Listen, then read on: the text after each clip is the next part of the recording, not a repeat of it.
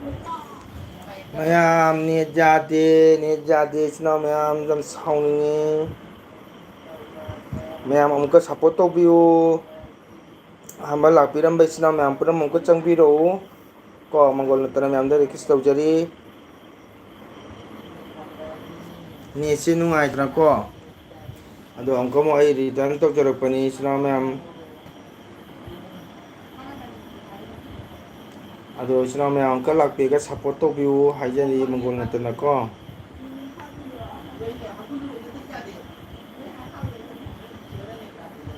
Ma'am तंग support तौबियो चंबीरो इचना मैम पुनः को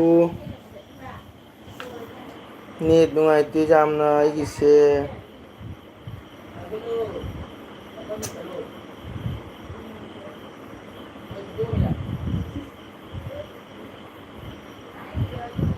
मैम लोन थोखरबो इचना मैम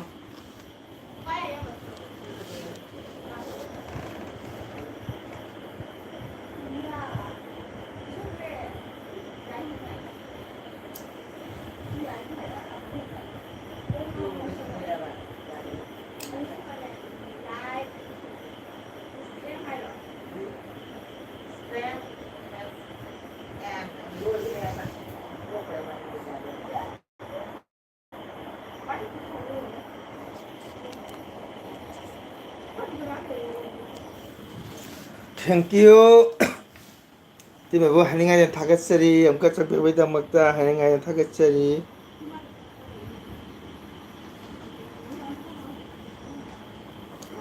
थागतसरी तिमबगन चबेबै दमकता मंगोल नतना थागतसरी थैंक यू वेरी मच तिमबो वेलकम तौजरी सीएस अनामिका काका इसे सकलो वाओ खुबी हाना थागबनिको इतेमै खुबीबु तरामना ओक्चरी को मसिंग लांगमदना ओक्चरी इतेमै खुबीबु इसे असाय वारी अमता ताहौद्रे जा नेट जादन तौबनी नेट जादेना नेट जादन तौबनी अनामिका लाइक तौबिरमु अभिषेक ओजा की तो अमुतंग लाइक तौरमु ओजा नेट जादन रिटर्न लाकपनी एलबी से नेट जाम नुंगाइतेको अदुना अमुकमु लाइक तौरमु अभिषेक ओजाना इसे ताब्रो अदुना हयंग फुलो तोद लेरबदी पुंग अनि बाउती लेरमु ओजा उननी ओजा इसै लोबगा लाकेको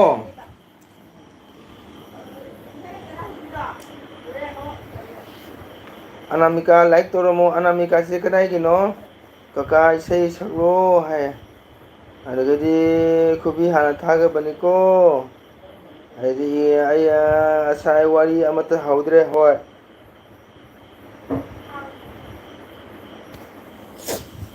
तौजखरे ओजा अदुना साइगनिना हजि कमु तोबा हजिगिसिना आई कनो कमु रिटर्न प्रोपने एलबी से ने जादना को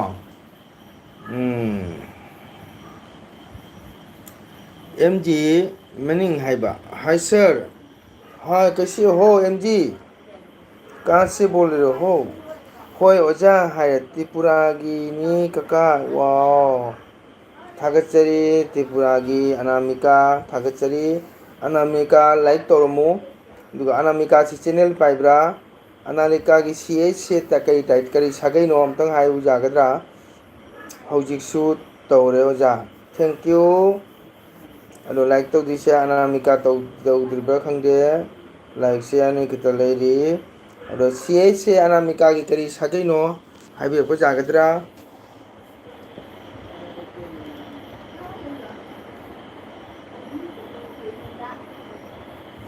केनो चिंगथम चोंगथम हाइरा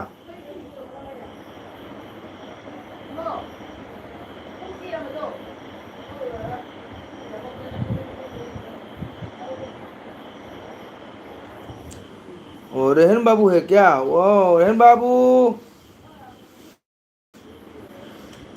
कैसे हो लाइक कर दीजिए मेरे चैनल में आने के लिए स्वागत करती हूँ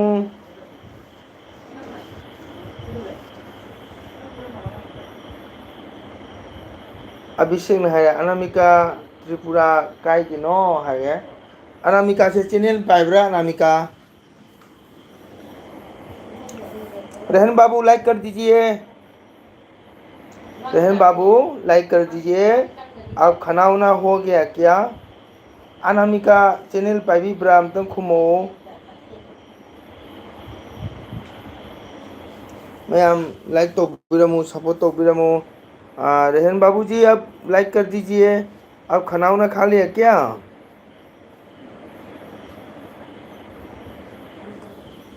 अरे अभिषेक ना अनामिका ने अभिषेक नंग आइबू खंद्रो आए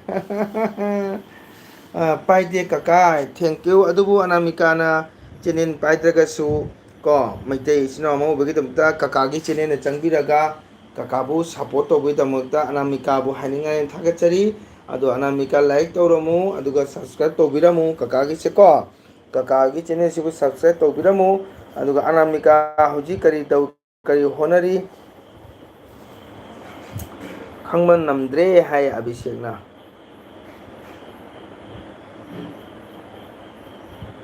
अच्छे है।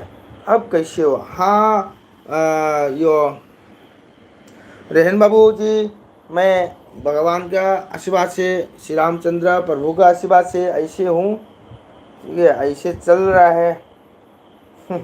अब खाना उना खा गया? खा लिया क्या? कनानो हाइड्रो लाइक कर दिया। खाना हो गया। ओ खाना भी हो गया। क्या खाया आज? क्या सब्जी खाया? अनामिका चैनल पाइद्रगसु काकाबु नुसिबिदुना काकागी चैनल से लाइक तौरमु सब्सक्राइब तौबिरमु को। वाओ ओजा आई लाए वेलकम वेलकम इबेमचाबु तरा नोकचरी इबेमचा लाइक तौरमु को ngasai ahambay do ne ja tat khare do ko mu back torokpani ko ibemcha kainjang chai abhishek khangaroi nang hai ma khangdadi khangnaba haibiro dana anamika बोलो जय श्री राम जी की जय जय जय श्री राम जी की जय जय जय लक्ष्मण भैया की जय जय जय हनुमान ठाकुर की जय जय जय माता सीता देवी रानी की जय कनानो अमना हराउदना अनामिका अनामिका हजी कईदौबिरिब केप्ता हाइबियो मयाम लाइक तौबियो इस्नाउ लाइक तौबिद्रे nga chaye ojadi kari hinjang chage ibiem chana chari be nga do oja sunga sigidi thole da ibiem chana chari be nga do oja sunga sidi lamlei nga oina chindam jare Anamika हजी कईदो कई होना बिरिगे हाय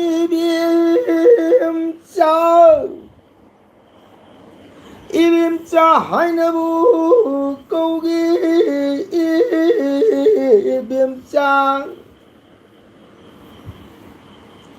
इबिमचा लाओइद्रा हाइना वाजरुबनी को अदोनु शेबगी मनंग चंबीर थागचरी इबेम चा जामना हिखदा Renzi ने क्या बोला good night sir okay rain बाबूजी good night मेरे चैनल में आकर सपोर्ट करने के लिए आपको बहुत बहुत धन्यवाद देना चाहता हूँ हाँ हाँ वाओ इबेम चाना वाओ है इसे नुआइब्रा इबेम चा इसे नुआइब्रा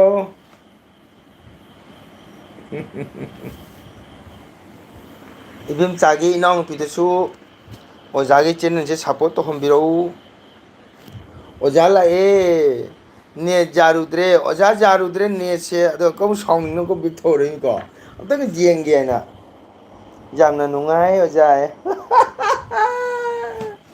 ꯏꯕꯦꯝꯆꯥ ꯌꯥꯝ ꯅꯨꯡꯉꯥꯏꯌꯦ ꯑꯩ ꯏꯁꯩꯁꯦ ꯇꯥꯝꯅ ꯌꯥꯎꯗꯕ ꯏꯁꯩꯁꯦ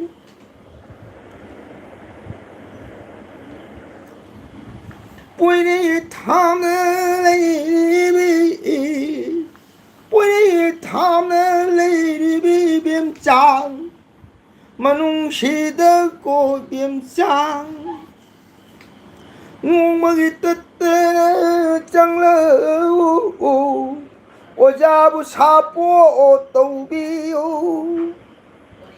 ꯑꯣꯖꯥꯒꯤ ꯆꯦꯅꯦꯜꯕꯨ ꯁꯞꯄꯣꯔꯠ ꯇꯧꯕꯤꯌꯨ ꯑꯣꯖꯥ ꯀꯩ ꯏꯟꯖꯥꯡ ꯆꯥꯏ ꯑꯣꯖꯥ ꯉꯁꯤ ꯑꯩꯈꯣꯏ ꯑꯣꯖꯥ ꯀꯩ ꯏꯟꯖꯥꯡ ꯆꯥꯏ ꯉꯁꯥꯏ ꯑꯍꯥꯟꯕꯩ ꯅꯦꯠꯇꯣ ꯅꯨꯡꯉꯥꯏꯇꯗꯅ ꯑꯣꯖꯥ ꯀꯔꯤꯝ ꯍꯪꯍꯧꯗ꯭ꯔꯦ ꯑꯩꯈꯣꯏ ꯑꯣꯖꯥ ꯀꯩ ꯏꯟꯖꯥꯡ ꯆꯥꯏ ꯉꯁꯤ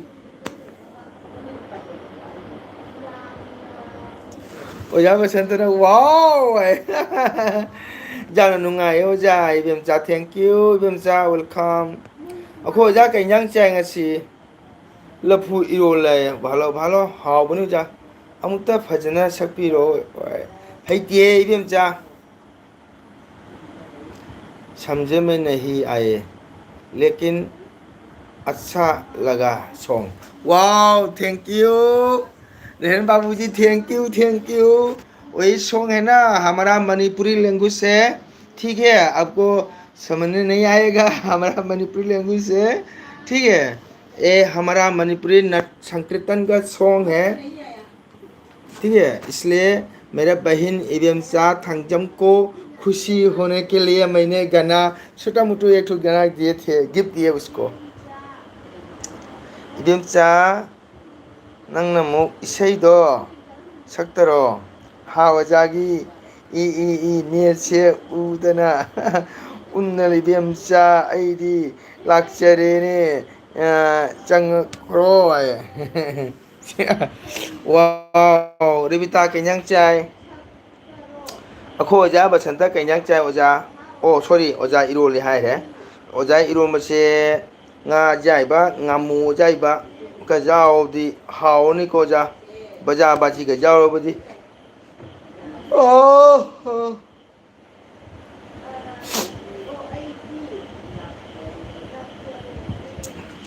ꯍꯥꯏ ꯏꯕꯦꯝꯆꯥ ꯑꯗꯨꯝ ꯌꯥꯝꯅ ꯍꯩꯔꯒ ꯍꯩꯇꯦꯒꯦ ꯖꯥꯏꯖꯤꯜꯂꯤꯀꯣ ꯍꯥꯏ ꯏꯕꯦꯝꯆꯥ ꯄꯣꯏꯔꯩ ꯂꯝꯗꯝ ꯊꯥꯞꯅ ꯂꯩꯕꯅꯤꯅ ꯀꯔꯤꯒꯨꯝꯕ ꯑꯃꯇꯪꯁꯨ ꯄꯤꯕ ꯉꯝꯖꯗꯦꯀꯣ ꯂꯩꯔꯥꯡ ꯑꯃꯠꯇꯁꯨ ꯆꯤꯡꯖꯕ ꯉꯝꯗꯦꯀꯣ ꯏꯕꯦꯝꯆꯥ ꯊꯕꯛ ꯗ꯭ꯌꯨꯇꯤ ꯋꯥꯅ ꯆꯠꯂꯨꯔꯁꯨ ꯑꯣꯖꯥꯒꯤ ꯆꯦꯅꯦꯜ ꯁꯞꯄꯣꯔꯠ ꯇꯧꯕꯒꯤꯗꯃꯛꯇꯗꯤ ꯊꯥꯒꯠꯆꯔꯤ 이비엠짜 이비엠짜 노모 꼬로 락범었던데 오자기 라이브 상가이드 콩다비라 우 이비엠짜 하우 자니 이들의 수호자 아야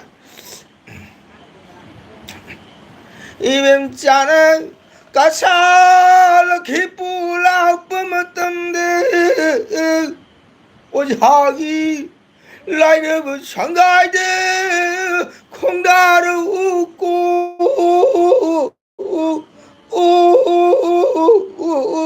이뱀짜 락적이 오자 오이마 락적이 오자 땡큐 뱀자 사오보자 됐고 오자는 숨 눈시나 너온다 숨 haraunaba 하는 누나바 하는 숨 욕도 보니까 레비타 그냥 짜이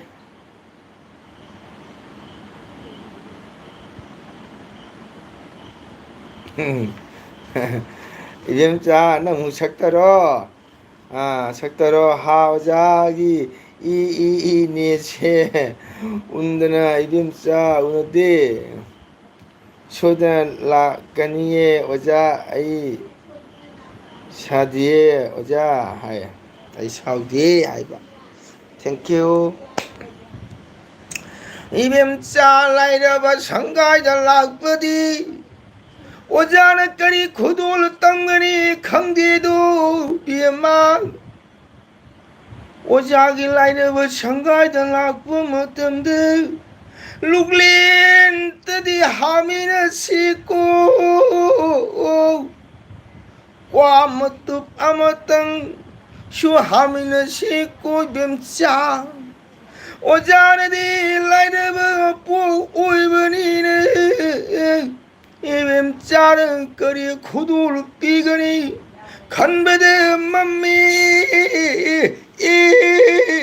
이뱀짜 소이든 라거니 오자 이세 샤오자 와우 에이 짠 시빌라에 도니라에 자 cây चारगे है चक चालो रे ओजा खोंदी फजे फरी जानी है फजे फरी जानी है ओजा सुम काबो मैं मसिना नुमिना सेना हराव मिना सा सुम जोक तो बनी ओजा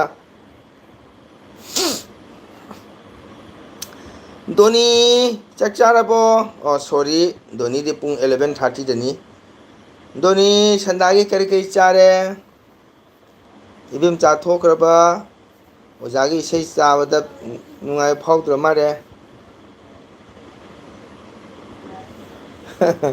ओजा खोंदी फजा फरी जानी है कई मथेल चागे ककाय ngasi se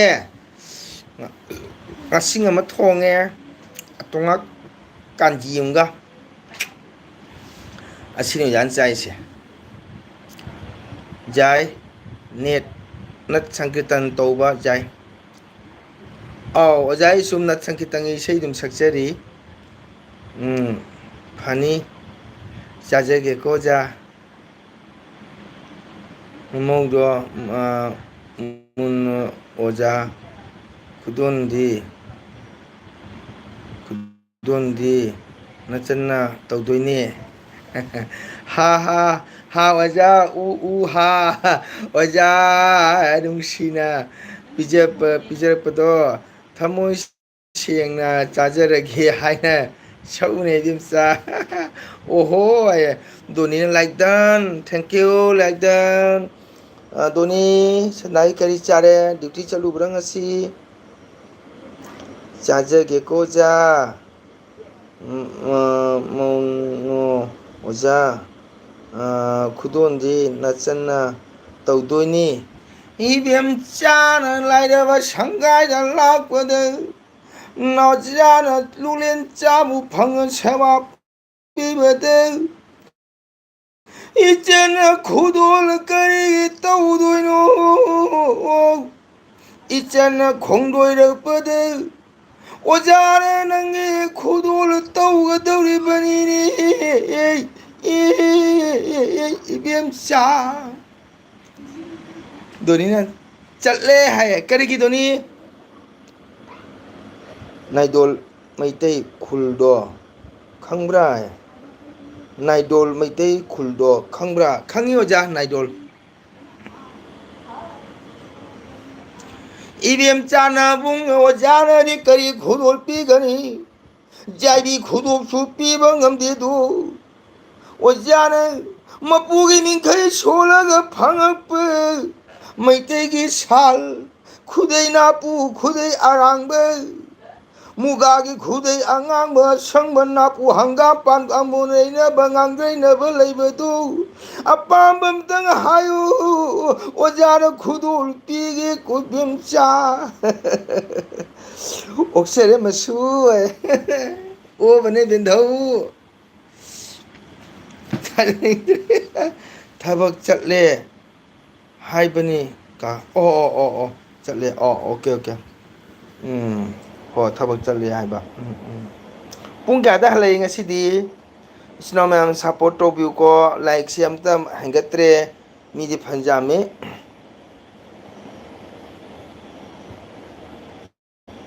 ꯂꯝꯕꯤ ꯌꯥꯝꯅ ꯐꯠꯇꯦ, ꯌꯥꯝꯅ ꯆꯥꯎꯈꯠꯄ ꯋꯥꯠꯂꯦ꯫ ꯑꯧ ꯑꯣꯖꯥ, ꯃꯅꯨꯡꯗꯅꯦ ꯃꯈꯣꯏꯗꯣ, ꯃꯅꯨꯡ ꯈꯔ ꯆꯪꯉꯦ ꯀꯣ, ꯑꯩꯈꯣꯏ ꯇꯥꯎꯟꯒꯗꯣ ꯌꯥꯝ ꯊꯥꯞ ꯂꯩꯍꯧꯔꯦ ꯍꯥꯏꯇꯥꯔꯦ ꯑꯣꯖꯥ ꯀꯣ꯫ ꯍꯥꯏꯗꯤ ꯂꯩꯗꯅ ꯑꯣꯖꯥ, ꯀꯁꯥꯔꯗꯁꯨ ꯌꯥꯝꯅ ꯃꯅꯨꯡ ꯆꯟꯕ ꯃꯐꯝꯁꯨ ꯂꯩꯗꯅ ꯑꯣꯖꯥ ꯀꯣ, ꯃꯩꯇꯩꯁꯤꯡ, ꯃꯩꯇꯩ ꯏꯆꯤꯟ ꯏꯅꯥꯎꯁꯤꯡ, ꯍꯥꯏꯗꯤ ꯂꯝꯕꯤ, ꯍꯥꯏꯗꯤ ꯏꯁꯤꯡ ꯃꯥꯏꯁꯤꯡꯒꯤ ꯈꯨꯗꯣꯡ ꯆꯥꯔꯒꯁꯨ ꯂꯝꯕꯤ ꯊꯣꯡ ꯈꯤꯇꯪ ꯆꯪꯁꯤꯟꯕ ꯋꯥꯠꯄ, M L A M P ꯊꯥꯞꯅꯕ, ꯑꯗꯨꯃꯥꯏꯅ ꯇꯧꯔꯦ ꯑꯣꯖꯥ꯫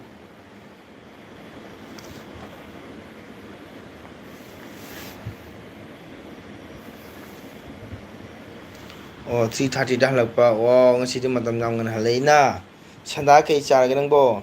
ꯑꯩꯗꯤ ꯑꯣꯖꯥꯒꯤ ꯏꯁꯩꯗꯣ ꯇꯥꯕꯗ ꯅꯨꯡꯉꯥꯏꯃꯟꯗꯅ ꯇꯨꯝꯂꯝꯗꯣꯔꯦ꯫ ꯇꯨꯝꯅꯤꯡꯂꯝꯕꯗꯣ ꯇꯨꯝꯅꯤꯡꯕꯒ ꯀꯥꯎꯈ꯭ꯔꯦ꯫ ꯋꯥꯎ, ꯑꯗꯨꯗꯤ ꯌꯥꯝꯅ ꯐꯖꯩꯌꯦ ꯑꯣꯖꯥ꯫ ꯃꯌꯥꯝ ꯂꯥꯏꯛ ꯁꯞꯄꯣꯔꯠ ꯇꯧꯕꯤꯌꯨ ꯏꯆꯤꯟ ꯏꯅꯥꯎ ꯃꯌꯥꯝ, ꯑꯩꯒꯤ ꯏꯆꯟ ꯅꯨꯡꯁꯤꯕꯤ ꯏꯕꯦꯝꯆꯥ꯫ ꯑꯣꯖꯥꯅ ꯁꯨꯝ ꯅꯨꯡꯁꯤꯅ ꯅꯣꯛꯃꯤꯟꯅꯁꯤ, ꯍꯔꯥꯎꯁꯦ ꯑꯗꯨꯝ ꯇꯧꯕꯅꯤ ꯀꯣ꯫ ꯄꯨꯊꯤꯀꯜ ꯍꯥꯏꯕ, ꯅꯥꯏꯗꯣꯜ ꯍꯥꯏꯕ ꯈꯨꯟ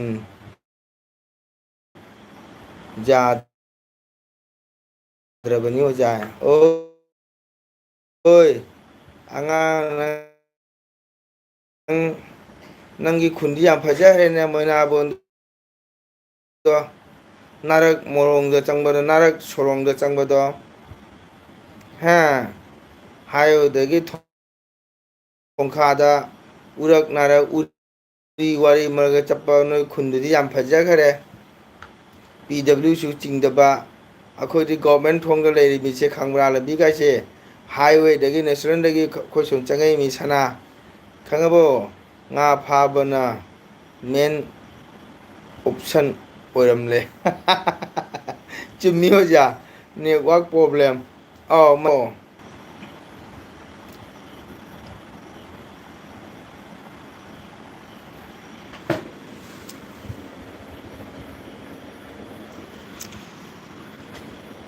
ꯀꯣꯃꯦꯟ ꯇꯧꯕꯤꯔꯛꯎ ꯏꯆꯤꯟ ꯏꯅꯥꯎ ꯃꯌꯥꯝ, ꯀꯣꯃꯦꯟ ꯍꯪꯕꯤꯔꯛꯎ꯫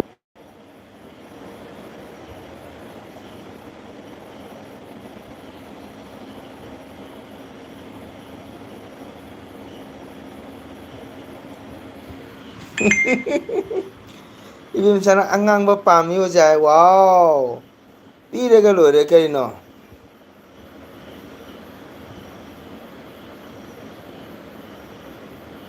ꯃꯤꯁꯨ ꯌꯥꯝꯅ ꯇꯥꯗꯦ, ꯃꯤ ꯌꯥꯝ ꯇꯥꯗꯦ ꯑꯣꯖꯥ, ꯃꯤ ꯌꯥꯝ ꯇꯥꯗꯦ꯫ ꯃꯣꯏꯁꯦ ꯃꯦꯟ ꯁꯤꯇꯤꯗꯒꯤ ꯃꯅꯨꯡ ꯌꯥꯝ ꯆꯪꯉꯦ ꯀꯣ, ꯀꯁꯥꯔꯗꯁꯨ ꯃꯩꯇꯩ ꯂꯩ ꯑꯣꯖꯥ, ꯃꯅꯨꯡ ꯌꯥꯝ ꯆꯪꯕꯗꯁꯨ ꯂꯩ꯫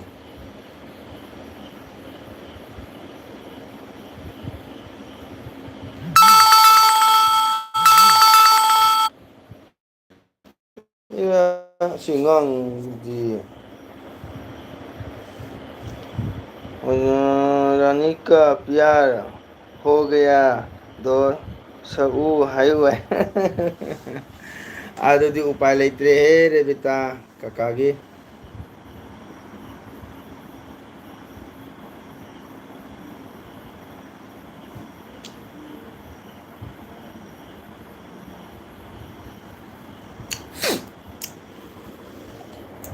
ꯅꯥꯏꯗꯣꯜꯒꯤ ꯉꯥ ꯑꯌꯥꯏꯕ ꯍꯥꯏꯅꯔꯤꯅꯦ꯫ ꯉꯥ ꯌꯥꯝ ꯐꯥꯏ ꯍꯥꯏꯕꯅꯤ ꯃꯣꯏꯗꯣ꯫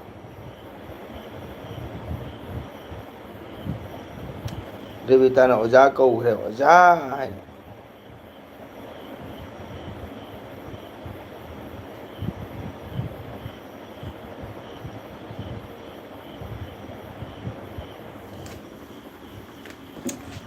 ꯑꯩꯌꯥ,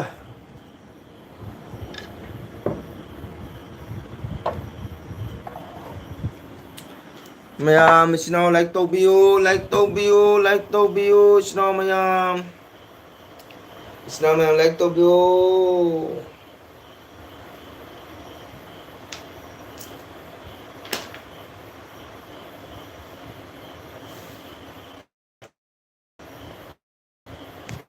ꯃꯌꯥꯝ ꯀꯣꯃꯦꯟ ꯊꯝꯕꯤꯌꯨ꯫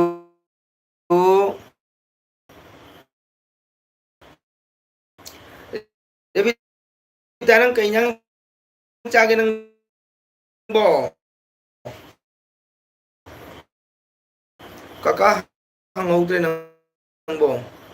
ꯔꯦꯕꯤꯇꯥ ꯍꯣꯏꯒ ꯅꯛꯅꯕ꯭ꯔꯥ ꯍꯥꯏꯌꯦ꯫ ꯑꯥꯎ ꯑꯣꯖꯥ ꯑꯩꯈꯣꯏ ꯈꯨꯟꯗꯒꯤꯗꯤ ꯈꯤꯇꯪ ꯊꯥꯞꯄꯦ꯫ ꯀꯨꯏꯍꯧꯗꯦꯗ ꯃꯤꯅꯤꯠ 10 ꯍꯣꯏꯅꯦ ꯄꯨꯡꯈꯥꯏꯃꯨꯛ ꯂꯝꯕꯤ ꯍꯥꯏꯇꯥꯔꯦ ꯑꯣꯖꯥ꯫ रजा को रानी का प्यार हो गया ये वीडियो काकागी जान फजबनी है।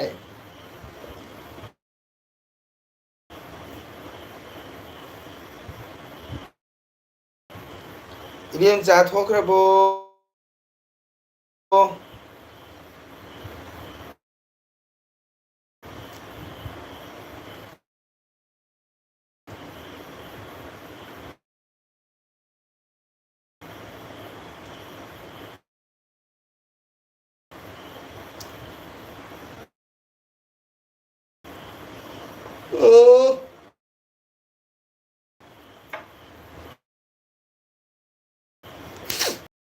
चारे काका हैरपुनी देवितान दिया थारी है।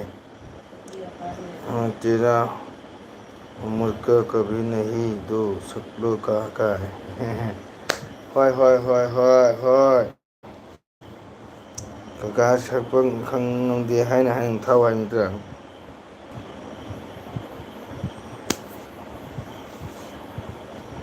मैम नेटसे ꯌꯥꯝ ꯅꯨꯡꯉꯥꯏꯇꯦꯕꯀꯣ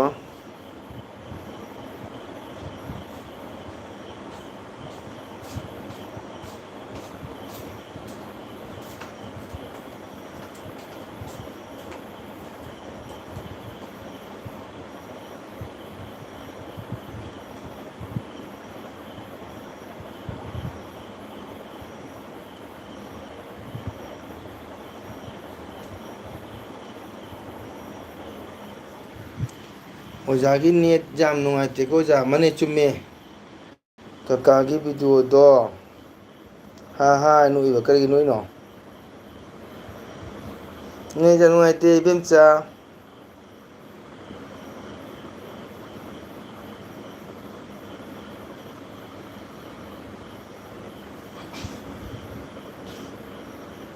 ꯎꯔꯤꯕꯣ ꯑꯣꯖꯥ ꯎꯔꯤꯌꯦ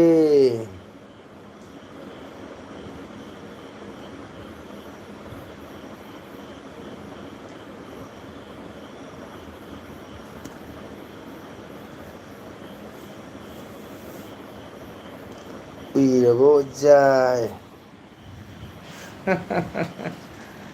ꯑꯌꯥ ꯅꯪꯗꯤ ꯎꯏꯔꯕꯣ ꯎꯏꯒꯅꯨ ꯑꯣꯖꯥꯏ ꯅꯪꯗꯤ ꯎꯏꯔꯕ ꯍꯥꯏꯕ ꯅꯦꯠ ꯅꯨꯡꯉꯥꯏꯇꯕꯅꯤꯅ ꯇꯜꯂꯦ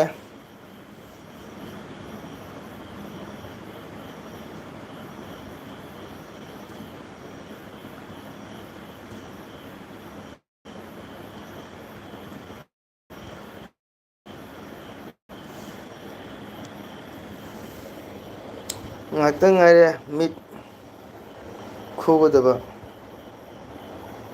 ꯃꯤꯠꯄꯨꯗꯤ ꯈꯨꯔꯃꯤꯗ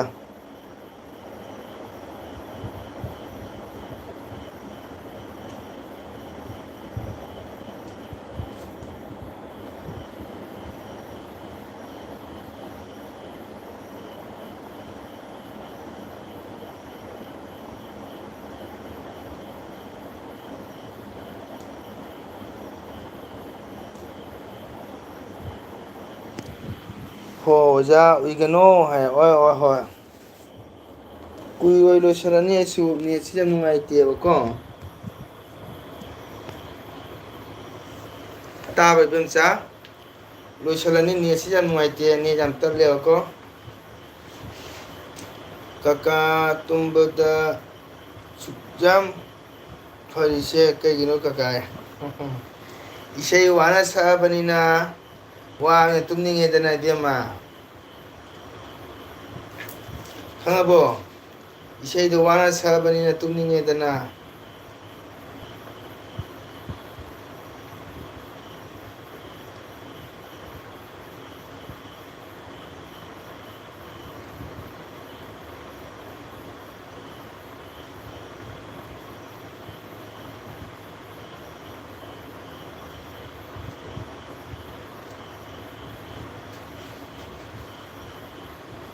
ꯑꯗꯨꯗꯤ ꯒꯨꯗ ꯅꯥꯏꯠ.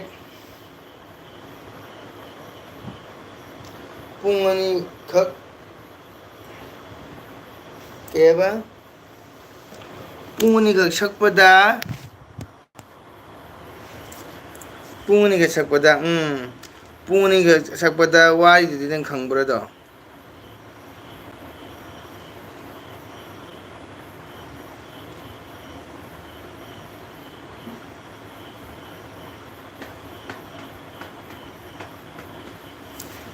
ꯄꯨꯡ ꯑꯅꯤꯒ ꯁꯛꯄꯗ ꯋꯥꯏꯗꯤ ꯅꯪ ꯈꯪꯕ꯭ꯔꯣ? ꯎꯝ ꯅꯪꯅ ꯈꯪꯕ꯭ꯔꯣ?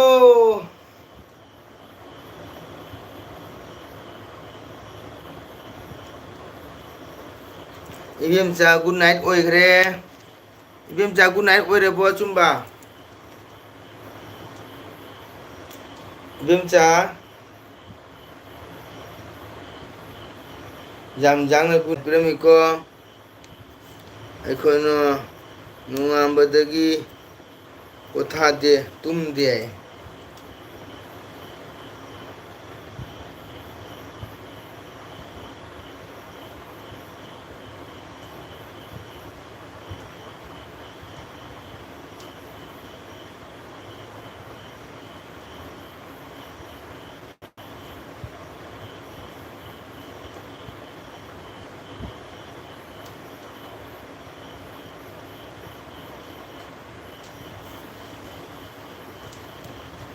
ꯀꯥꯀꯥꯒꯤ ꯏꯁꯩ ꯈꯔ ꯄꯤꯔꯛꯎ ꯍꯥꯏꯕꯁꯨ ꯄꯤꯔꯛꯇꯦ.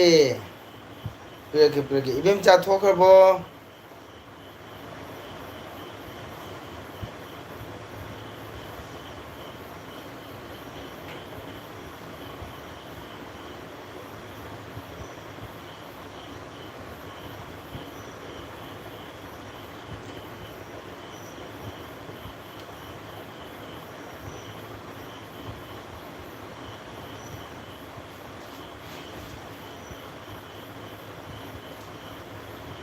ꯊꯣꯛꯆꯗ꯭ꯔꯤꯌꯦ ꯑꯣꯖꯥ. ꯋꯥꯎ! ꯏꯁꯩ ꯈꯔ ꯀꯩꯕ ꯐꯖꯅ ꯉꯪꯒꯦ ꯀꯀꯥ. ꯑꯍꯟ ꯑꯣꯏꯔꯕꯅꯤꯅ ꯁꯛꯅꯤꯡꯕ. ꯁꯣ. ꯏꯕꯦꯝꯆꯥ ꯇꯨꯝꯅꯤꯡꯉꯕꯣ?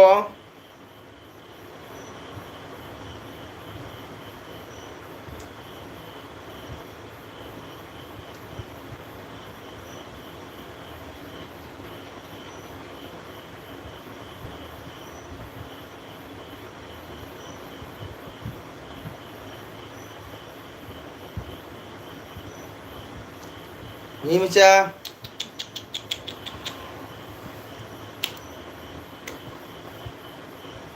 ꯉꯍꯥꯟ ꯐꯤꯔꯣꯏ ꯏꯁꯩ ꯌꯥꯝ ꯅꯨꯡꯉꯥꯏꯈꯔꯦ ꯍꯥꯏꯅꯦ ꯀꯀꯥ. ꯀꯅꯥꯅ ꯍꯥꯏꯕ? ꯇꯨꯝꯅꯤꯡꯗ꯭ꯔꯤꯌꯦ ꯑꯣꯖꯥ. ꯏꯕꯦꯝꯆꯥ ꯇꯨꯝꯅꯤꯡꯗ꯭ꯔꯤꯌꯦ ꯍꯥꯏ.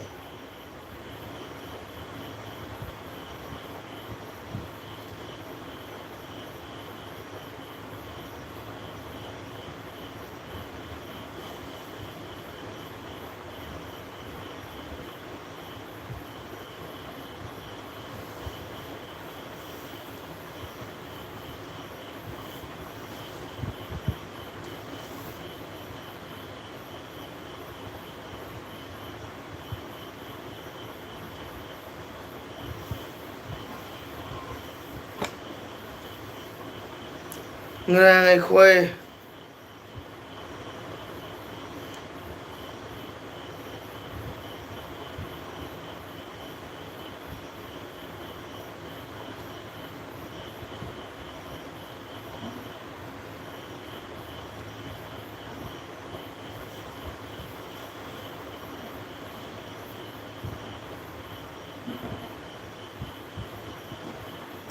ꯕꯥꯔꯣꯕꯥꯎ ꯂꯤꯀꯣꯟ ꯁꯥꯟꯅꯕ ꯌꯥꯝ ꯅꯨꯡꯉꯥꯏ.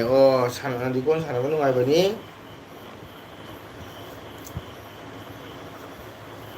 ꯑꯩꯗꯤ ꯑꯣꯖꯥꯒ ꯋꯥꯔꯤ ꯁꯥꯟꯅꯔꯗꯤ ꯇꯨꯝꯅꯤꯡꯕꯒ ꯐꯥꯎꯗꯦ ꯑꯣꯖꯥ. ꯋꯥꯎ! ꯑꯗꯣ ꯑꯣꯖꯥꯗꯤ ꯁꯟꯗꯥ ꯄꯨꯡ 10 ꯇꯥꯔꯒ ꯎꯏꯒꯟꯕꯅꯤꯅꯅꯦ. ꯄꯦꯟꯗ꯭ꯔꯦ ꯗꯣꯆꯥ ꯍꯣꯏ ꯈꯨꯟꯒꯤ ꯅꯤꯡꯉꯣꯜ ꯑꯩꯈꯣꯏꯒꯤ ꯏꯟꯗꯣꯆꯥ ꯑꯃꯅ ꯆꯥꯖꯅꯤꯡꯉꯤ ꯍꯥꯏꯕ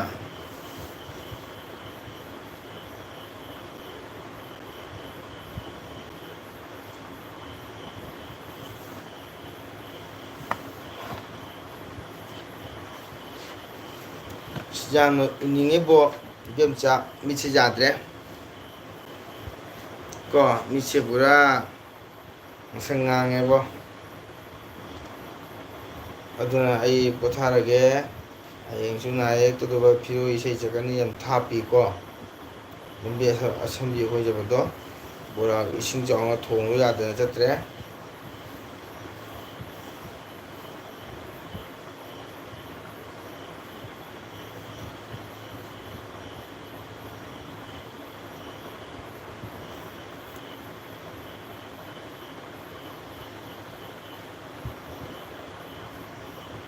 ꯑꯣ ꯆꯨꯔꯥꯃꯨꯅꯤꯒꯤ ꯃꯆꯥ ꯍꯥꯏꯔ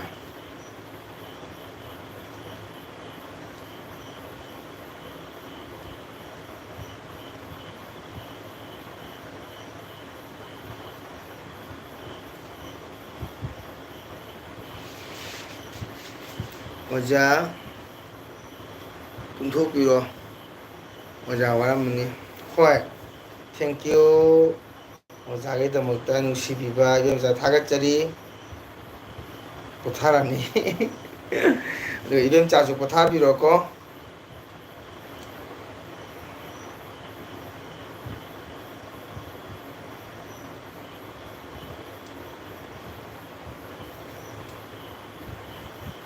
ꯇꯨꯝꯃꯣ ꯀꯀꯥ ꯒꯨꯗ ꯅꯥꯏꯠ ꯆꯥꯎꯊꯣꯛꯄꯅꯤ ꯀꯀꯥꯗꯣ ꯏꯕꯦꯝꯆꯥ ꯏꯕꯦꯝꯆꯥ ꯃꯥ ꯑꯗꯨꯝ ꯍꯥꯏꯖꯔꯤꯕ ꯀꯀꯥ ꯆꯥꯎꯊꯣꯛꯇꯦꯀꯣ ꯏꯕꯦꯝꯆꯥ ꯑꯣꯖꯥꯕꯨ ꯀꯥꯎꯕꯤꯅꯨ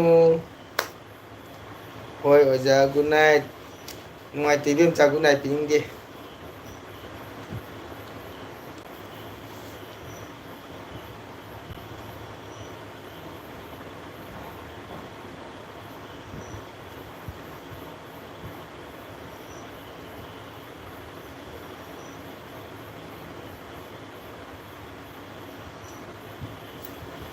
이뱀짠 하하 이뱀짜 ꯌꯥꯝ ꯅꯨꯡꯉꯥꯏꯀꯣ ꯌꯥꯝ ꯅꯨꯡꯁꯤ ꯁꯨꯃꯥꯏꯅ ꯊꯥꯝ ꯂꯩꯔꯒ ꯋꯥꯔꯤ ꯋꯥꯇꯥꯏ ꯁꯨꯅꯕꯁꯤ ꯌꯥꯝ ꯅꯨꯡꯁꯤ ꯏꯕꯦꯝꯆꯥ ꯍꯥꯏꯅꯤꯡꯉꯥꯏꯗ ꯅꯨꯡꯁꯤ ꯀꯣ ꯃꯤꯑꯣꯏꯕꯒꯤ ꯅꯨꯡꯁꯤꯕ ꯍꯥꯏꯁꯦ ꯊꯃꯣꯏ ꯇꯤꯟꯅꯔꯨꯕ ꯊꯃꯣꯏ ꯃꯥꯟꯅꯔꯨꯕ ꯍꯥꯏꯁꯦ ꯌꯥꯝ ꯂꯨꯏꯀꯣ ꯃꯇꯦꯡ ꯇꯧꯕꯇꯅ ꯅꯨꯡꯉꯥꯏꯕ ꯅꯠꯇꯦ ꯑꯋꯥꯕ ꯄꯣꯛꯄ ꯅꯠꯇꯦ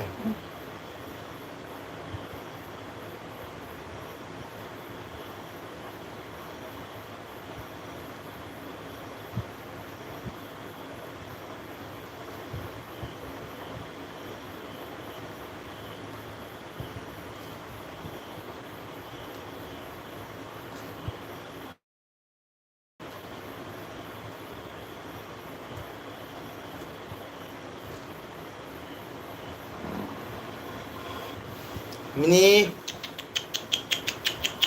성동자 왜 돌리니? 오케이 이뱀자 굿나잇 레비타 굿나잇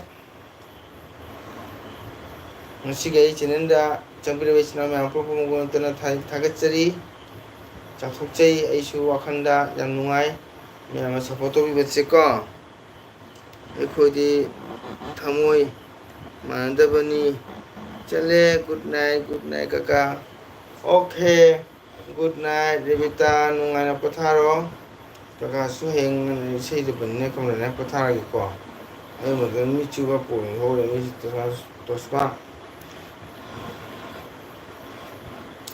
ꯑꯗꯨꯅ ꯑꯩꯁꯨ ꯃꯔꯨꯞ ꯅꯨꯡꯁꯤꯕ ꯑꯃ ꯊꯦꯡꯅꯕꯁꯤ ꯍꯥꯏꯅꯤꯡꯉꯥꯏ ꯂꯩꯇꯅ ꯅꯨꯡꯉꯥꯏꯖꯩ ꯍꯥꯏ ꯊꯦꯡꯀ꯭ꯌꯨ 이뱀자 ꯊꯦꯡꯀ꯭ꯌꯨ ꯊꯥꯒꯠ ꯑꯣꯛꯆꯔꯤ ꯍꯥꯏ ꯑꯩ ꯔꯦꯕꯤꯇꯥꯗꯤ ꯌꯥꯝ ꯑꯣꯛꯆꯔꯕꯅꯤ ꯃꯌꯥꯝ ꯑꯣꯀꯦ ꯑꯣꯀꯦ 이뱀자 ꯒꯨꯗ ꯅꯥꯏꯠ ꯑꯣꯏꯔꯁꯤꯀꯣ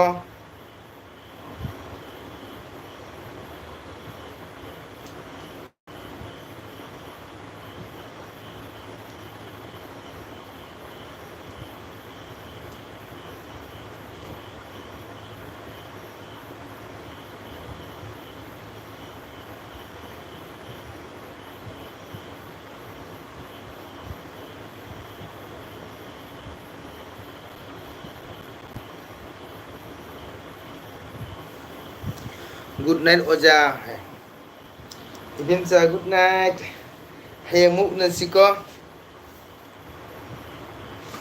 ꯌꯥꯏꯀꯣ ꯍꯌꯦꯡ ꯑꯃꯨꯛ ꯎꯅꯁꯤꯀꯣ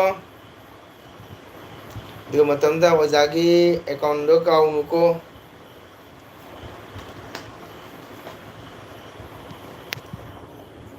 ꯏꯔꯦꯟꯆꯣ ꯑꯣꯖꯥꯒꯤ ꯑꯦꯀꯥꯎꯟꯗꯨꯗꯤ ꯀꯥꯎꯔꯝꯒꯅꯨꯀꯣ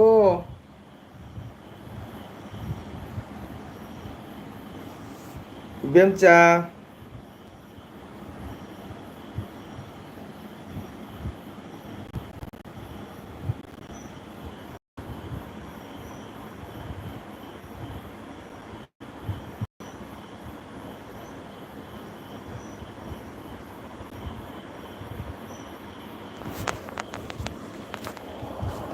ꯏꯕꯦꯝꯆꯥ ꯒꯨꯗ ꯅꯥꯏꯠ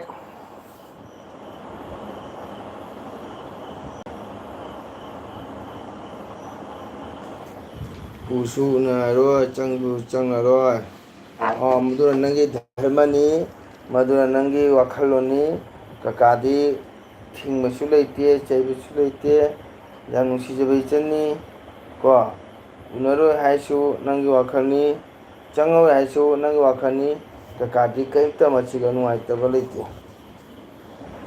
ꯑꯣꯀꯦ ꯀꯀꯥ ꯀꯩꯁꯨ ꯍꯥꯏꯖꯗꯦ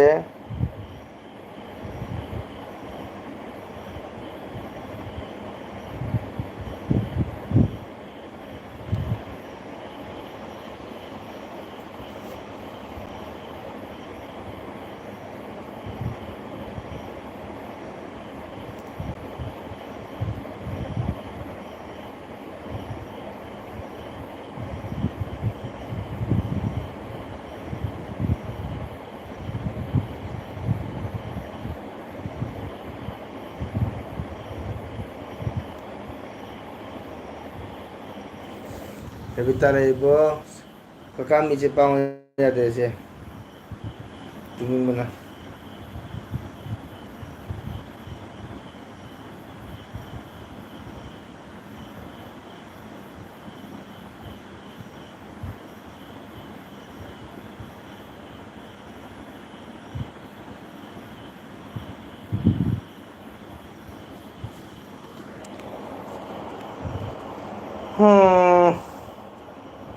ꯏꯆꯤꯟꯅꯥꯎ ꯃꯌꯥꯝ ꯄꯨꯝꯅꯃꯛ ꯊꯥꯒꯠꯆꯔꯤꯀꯣ ꯑꯩꯕꯨ ꯁꯞꯄꯣꯔꯠ ꯇꯧꯕꯤꯕꯒꯤꯗꯃꯛꯇ ꯑꯩꯅ ꯊꯥꯒꯠꯆꯔꯤ ꯏꯆꯤꯟꯅꯥꯎ ꯃꯌꯥꯝ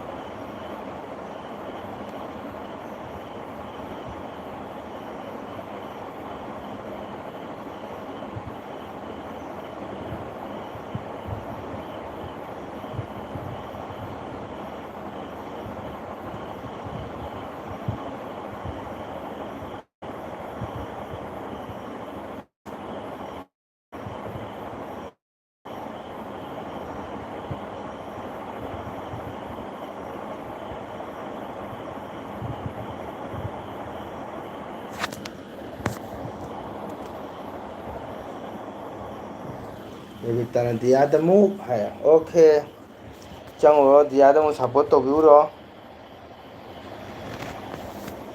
ꯇꯨꯝꯃꯣ ꯀꯀꯥ ꯒꯨꯗ ꯅꯥꯏꯠ ꯅꯆꯟ ꯃꯤꯃꯥꯟꯅꯗ꯭ꯔꯉꯩ ꯆꯪꯂꯛꯈꯤꯔꯣꯏ ꯃꯤꯃꯥꯟꯅꯗ꯭ꯔꯤꯉꯩ ꯆꯪꯉꯛꯈꯤꯔꯣꯏ ꯍꯥꯏ ꯀꯔꯤ ꯍꯥꯏꯅ ꯒ꯭ꯌꯥꯟ ꯃꯦꯟ ꯇꯥꯗ꯭ꯔꯦ ꯅꯪ ꯉꯥꯡꯉꯤ ꯋꯥꯁꯦ ꯑꯩ ꯏꯆꯟ ꯏꯕꯦꯝꯆꯥ ꯇꯨꯝꯈ꯭ꯔ ꯃꯥꯜꯂꯦ ꯒꯨꯗ ꯅꯥꯏꯠ ꯄꯤꯔꯝꯃꯦ ꯑꯩ ꯏꯕꯦꯝꯆꯥ ꯌꯥꯝ ꯅꯨꯡꯁꯤ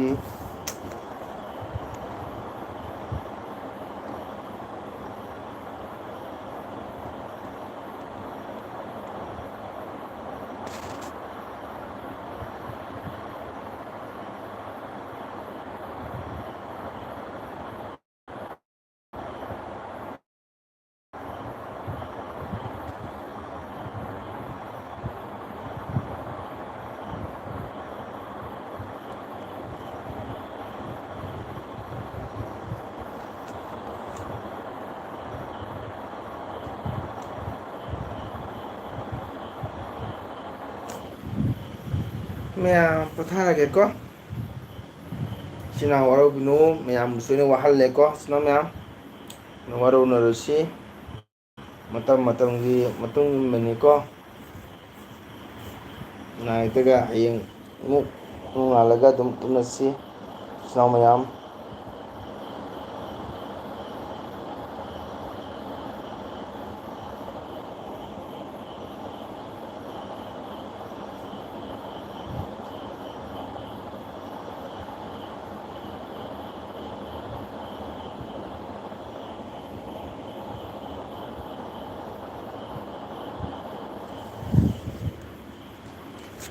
ꯃꯌꯥꯝ ꯑꯩꯁꯦ